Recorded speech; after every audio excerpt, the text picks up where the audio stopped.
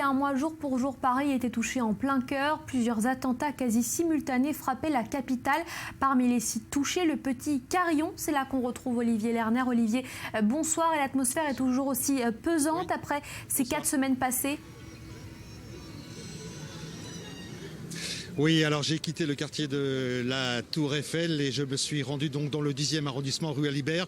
Et comme vous le voyez derrière moi, je suis devant le Petit Cambodge et le Carillon, ces deux restaurants durement touchés. Il y a un mois, jour pour jour, j'ai à mes côtés Charlotte Poisson. Charlotte, vous habitez ici, ce micro-quartier, depuis 45 ans. Et aujourd'hui, qu'est-ce qu'on voit? On voit des drapeaux, on voit de la couleur. C'est la vie qui renaît enfin? Voilà, c'est ça. Nous sommes un groupe de voisins, d'amis, qui avons tenu à, disons, à redonner un peu la joie de vivre au quartier, qui est un quartier très animé, et tout en rendant aussi hommage aux victimes.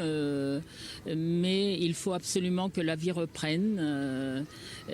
C'est la vie, malheureusement. Il faut continuer.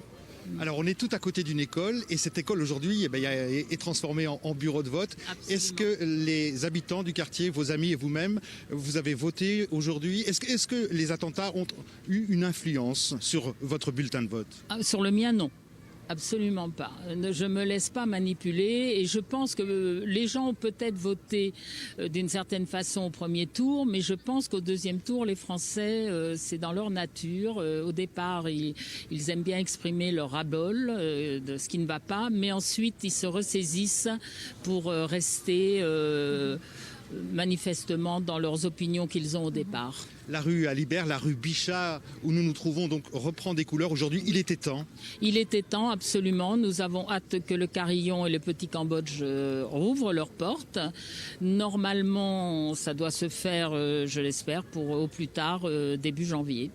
Merci Charlotte d'avoir répondu à nos questions. Donc un mois, jour pour jour, après ces attentats, rue Bichat, rue Alibert, donc devant le Petit Cambodge, qui ne va pas rouvrir avant 3 semaines, un mois.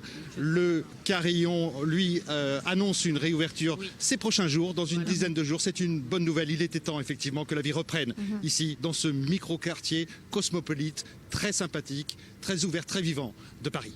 La vie qui reprend donc le dessus, un scrutin qui se déroule dans un contexte tendu. On l'a vu, merci.